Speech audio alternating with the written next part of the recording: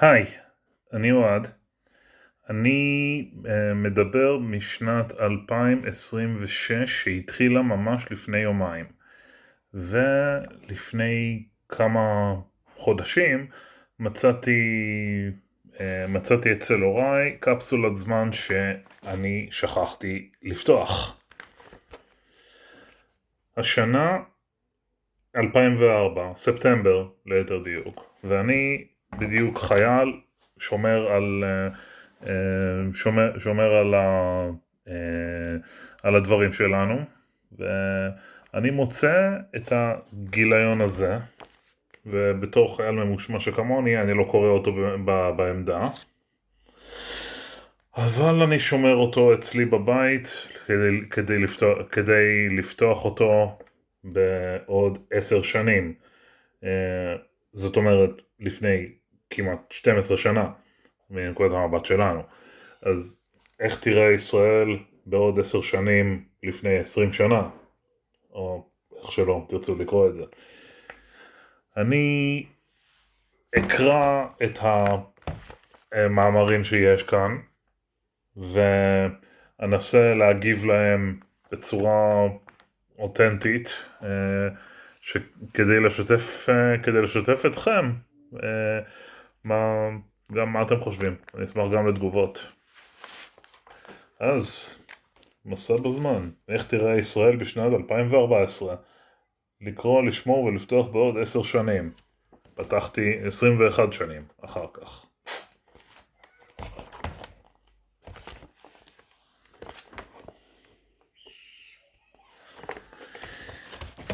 עד 120 עם הפנים קדימה. בעוד 10 שנים תשלש אוכלוסיית הדיור המוגן את מספרה. הלקוח הישראלי יהיה בררן ומפונק יותר. גילו ירד ודרישותיו יעלו. דוד דיץ', מנכ"ל רשת עד 120, מבטיח להיות שם עם כל התשובות כשזה יקרה.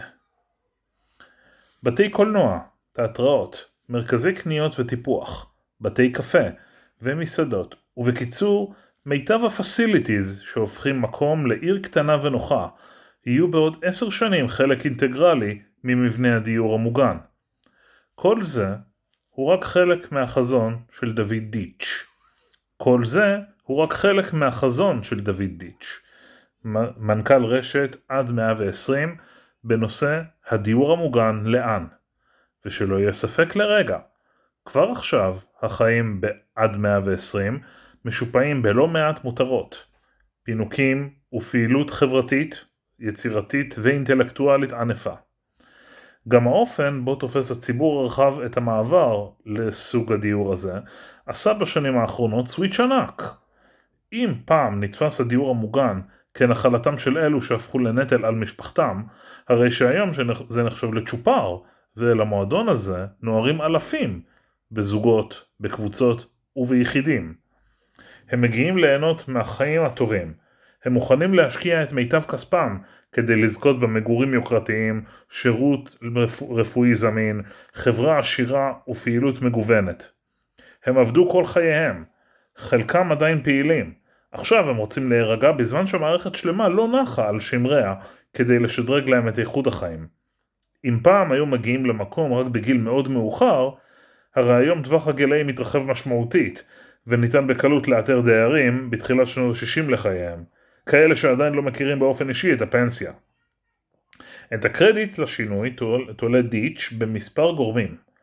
תוחלת החיים בישראל עלתה, הרפואה התקדמה, והמצב הסוציו-אקונומי של האנשים משתפר. הם יכולים ורוצים לפנק את עצמם. אנשים בני 60, 70 ו-80 לא נראים כמו לפני 10 או 20 שנה. השינוי לא רק פיזי, אלא מנטלי. בכל בית יש מחשב. המבוגרים מחוברים לאינטרנט, מחוברים למה שקורה בעולם. גם הדור הצעיר שונה ועסוק יותר. ומה שגרם לדור הצעיר לנסוע ולהיות עסוק, השאיר את דור ההורים בודד, אפילו אם מדובר באנשים עצמאיים. לפני 10 שנים היינו יושבים עם ההורים לארוחות ערב, היום אין זמן. בתגובה, ההורים פשוט מתארגנים עם עצמם ועם החברים שלהם ומגיעים לכאן, בין היתר עבור חיי חברה טובים יותר. לפי הלשכה המרכזית לסטטיסטיקה, בעוד 6 שנים, כלומר 2010, יהיו לישראל מעל 800,000 אנשים מעל גיל 65, לעומת 650,000 היום. לדיץ' אין ספק שאנחנו נצטרך כאן הרבה יותר מרכזים לדיור מוגן, ושהם יהפכו לחלק בלתי נפרד מן הנוף הישראלי. מצד שני, זה לא יהפוך את חייהם של נותני השירות לקלים יותר, מכיוון שגם הלקוח המצוי יהיה הרבה יותר בררן, והמתקנים שלא ידעו לתת לדייר את השירות הטוב ביותר, ייעלמו מהשוק. מבחינתו, מדובר בעולם שלם של צריכה, ורשת עד 120 תהיה אחת מהשחקניות המובילות במשחק. דיץ' מסביר מדוע. חלק גדול מהחברות עוסקות בעוד תחומים רבים ולא מתמחות בה. אין תחום אחר, רק דיור מוגן. כל המנהלים עוברים כל הזמן הדרכות, קורסים וסדנאות לשיפור הכישורים שלהם. לצד ההשקעה האנושית, אנחנו גם מקפידים על הטכנולוגיה הכי חדישה שיש. לדוגמה, לדלתות אצלנו אין מנעולים או כרטיסים, אלא מחשבים קטנטנים שפותחים את הדלת, ויש להם תכונות שמגבירות את הבטיחות למקסימום. נכון לעכשיו מונה הרשת 2 מרכזים. הראשון הוקם בראשון לציון ב-1992, השני בהוד השרון בשנת 2000, השלישי מתוכנן להיפתח בקרוב בצפון תל אביב, היה עוד נטויה. היום אנחנו כבר ערוכים ומוכנים לפתיחה של עוד 3 ואפילו 4 מרכזים חדשים, משחרר מנכ"ל מידע. הבעיה היא למצוא את המיקום הנכון, כי על המרכזים להיות ממוקמים באזור איכותי וליד מרכזי קניות. השיקול הזה הוא חלק מאסטרטגיה שלמה בה פועלת הרשת. ברורה להם חשיבות הפרטים הקטנים, ולכן הם שוקדים על פסיפס של נתונים שיהפכו את השהות במקום לחוויה. סטנדרט בנייה יוקרתי הוא נושא שלא מתפשרים עליו. שטחים ירוקים, מרחבים גדולים וירק מסביב הם חלק מהעניין. גם בעיצוב הפנימי מושקעת מחשבה רבה. צבעים נעימים, שטיחים שמקנים חמימות וירוק שמעלה חיוך. על אף שדיירי המקום הם עצמאיים, הקומפלקס מספק להם עולם של מותרות החברה המודרנית. לא חייבים לצאת מהבית כדי להתאמן בחדר כושר, או להתפנק בספא מודרני ומפואר הממוקם בתוך המבנה, ואפילו מצויד בבריכה. אין צורך להרחיק כדי לשבת לקפה עם חברים. יש קניון צמוד. אם חשקה נפשכם בערב ביליארד או ברידג', אפשר פשוט לקפוץ למטה. שם ממוקמים אולמות שהוצבו בדיוק לשם כך. חוגי יצירה, מחשבים והרצאות אינטלקטואליות בנושאים מגוונים אחרים הם חלק מהעניין. כך גם בית כנסת מושקע קיים במקום, המשמש בחגים גם את תושבי הקהילה.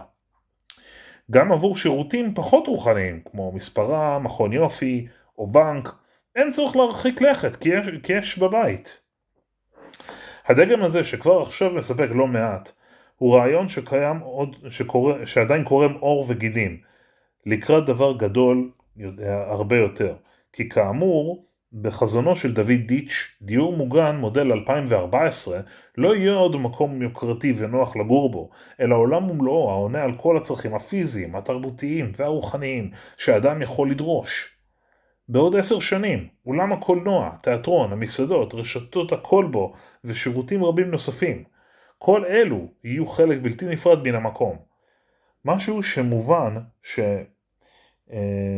שמובן מאליו לדרוש ואף לקבל. תוחלת החיים עלתה, ויש לרצות את הדיירים וגם בגיל צעיר, הוא מסביר. דיץ' צופה שאוכלוסיית הדיירים המוגנים, המונה כיום כ-15,000, תשלש את עצמה.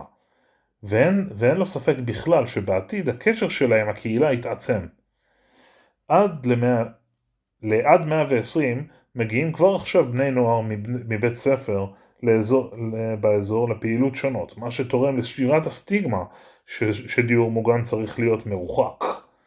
הדיור המוגן בעתיד הלא רחוק יהיה מעורב עמוק בקהילה וחלק אינטגרלי בכל עיר ועיר בארץ, הוא מסכם. מה אני חושב על זה? אני חושב שזאת התחלה די טובה, מאוד ריאליסטית הייתי אומר. הוא לא גולש כאן